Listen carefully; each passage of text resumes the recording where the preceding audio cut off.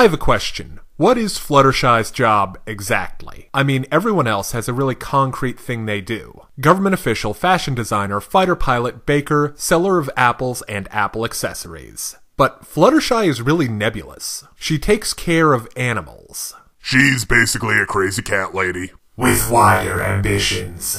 MLP, Fluttershy Leans In, starts with the shy one expressing her never-before-mentioned lifelong dream of building an animal sanctuary. They begin by bringing in a bunch of experts who don't get what she's trying to do, time and resources are wasted, but eventually, after many layoffs, Fluttershy gets her sanctuary up and running. I didn't like this episode for a couple of reasons. The first one is the lack of clarity. Starting with the inciting incident, Dr. Fauna, Ponyville's vet, is overrun with sick animals, for some reason. The vague rationale they give is Fluttershy keeps telling all her little animal friends about how great the Ponyville vet is. So then they all show up en masse, but why don't they leave afterward?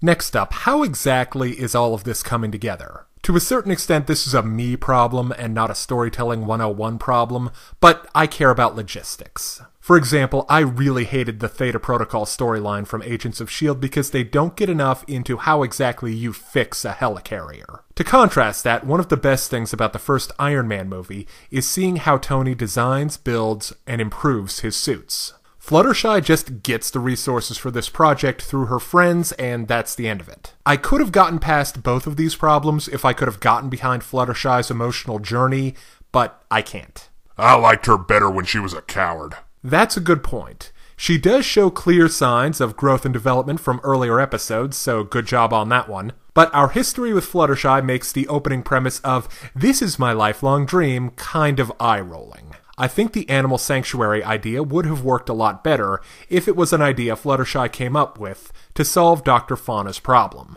Then there's how Fluttershy treats her employees. You almost can't blame them for not listening to her. She's so vague. Comparing any real-world object to a hug is just bad instruction. Also, presenting her dream board like it's some kind of concrete plan, I'm not surprised a professional tradesman just did what they thought she wanted. Anyway, the central idea of the episode is to trust your vision and to do what you think is right, and that's a good lesson. But framing the experts as the problem, and poor, sweet, caring Fluttershy who's perfectly perfect and doesn't even need to learn to explain things correctly, is just plain obnoxious. Now let's talk about what works in the episode. I liked the callbacks to previous episodes and expanding the role of Dr. Fauna and giving Big Daddy McColt something to do. It should have been more clan warfare, if you ask me.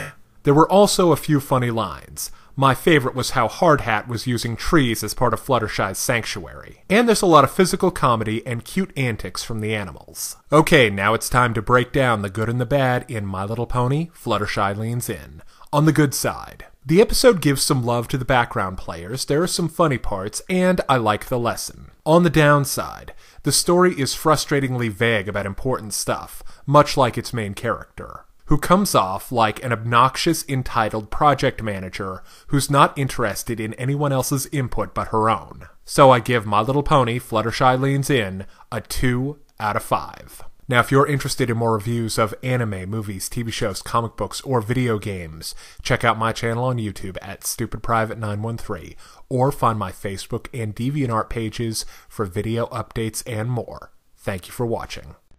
Hey kids, today's show is brought to you by the letter 4 and the number potato! I'm a stupid private.